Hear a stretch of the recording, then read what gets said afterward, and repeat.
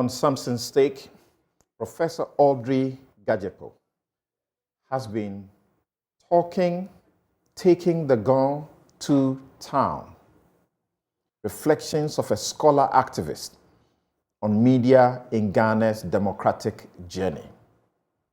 Who else has earned the right to speak on this than Professor Audrey Gajepo? Functioning Press Lectures Democracy is also reflected in the third in the series of inaugural lectures scheduled for this academic year. I'm particularly enthused about this evening's lecture because it is the first this year to be organized by the university in recognition of the achievements of a female scholar since I assumed office as Vice Chancellor.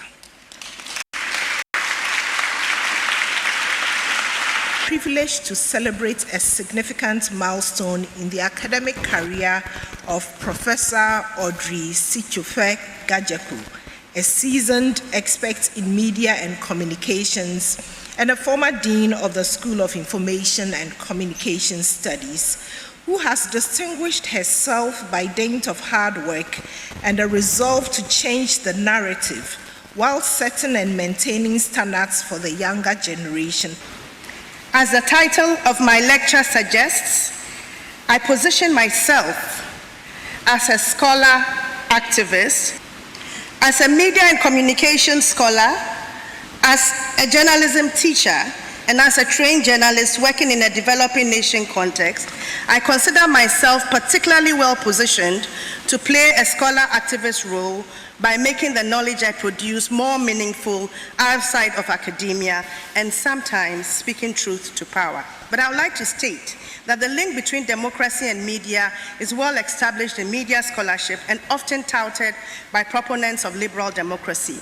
When in 2009, US President Barack Obama addressed the Parliament of Ghana, he highlighted the importance of building stronger institutions to bolster democracy in Africa, maintaining that an independent press and institutions such as strong parliaments, honest police forces, independent judges, a vibrant private sector, and civil society are what give life to democracy.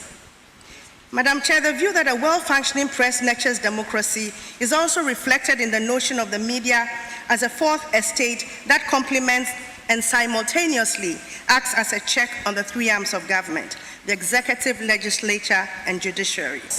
Information is the oxygen of democracy and what keeps it alive. The potent mediating effect of journalism, not only of the current, but of the past, is another reason the media matter. By recording events as they occur and documenting facts, journalism, as the axiom states, provides the rough draft of history. It is important that that draft be accurate. Some 489 radio stations are currently operational in all 16 regions of the country, and 110 television stations are on air. In addition, there are about 135 newspapers published with varying degrees of regularity and hundreds more online publications.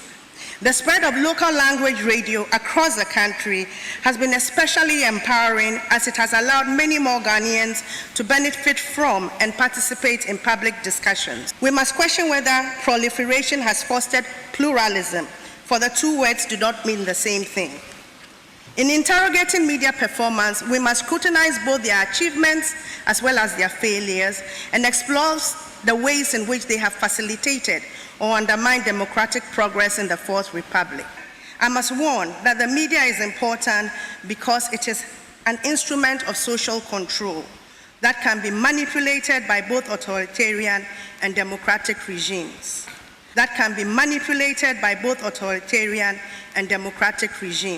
We must also examine whether in the first place the media operate in an environment which is conducive to them functioning effectively.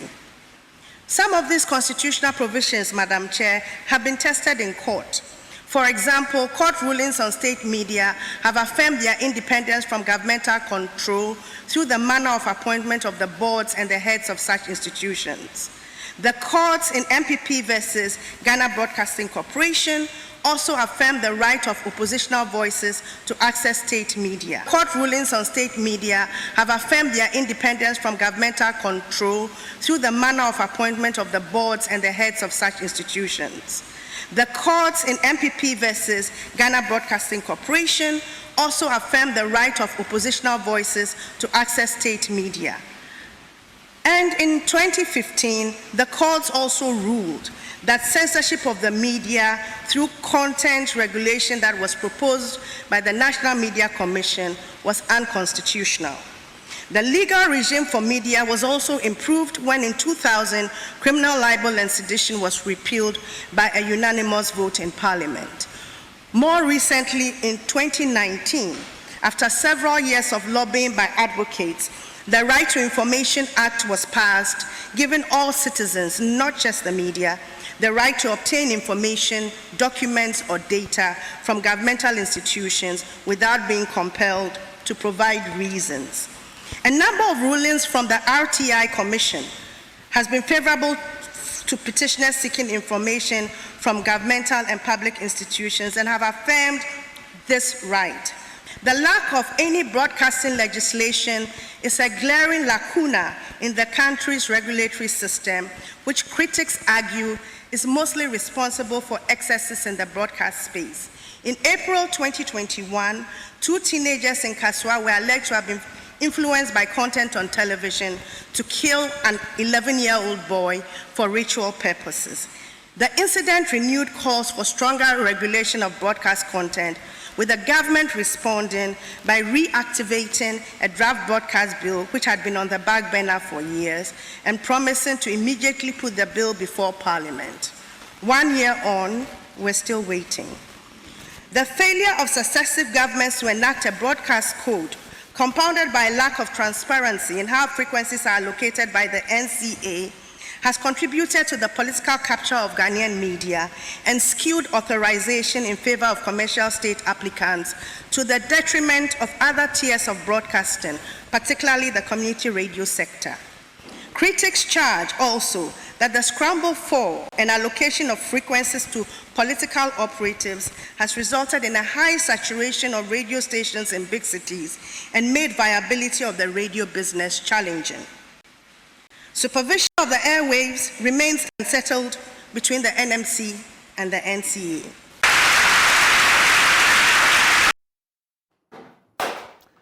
On behalf of the Multimedia Group and its hundreds of journalists, most of whom have had the privilege of being trained by you, Professor Audrey Gadjepo, and on behalf of all journalists in Ghana and abroad, I have been abroad and known your influence in the media landscape, sat in a meeting and a panel with you, and have come to acknowledge what sometimes we don't get to see.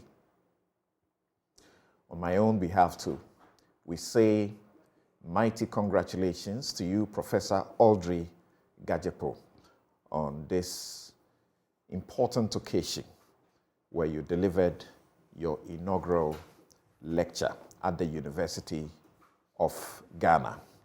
Like Dr. Theodora Dame Ajintete says, you have got all of us fired up. You have done more than that. I've never listened to a speech and seen the applause being so genuine and sustained and the loudest like you had. That will be my take. And I invite all journalists to go on YouTube, not only journalists, to listen to this particular lecture. Let's all play it over and again, the full tape, and get a rebirth that will help this democracy on the eve of its 30th anniversary. Thank you.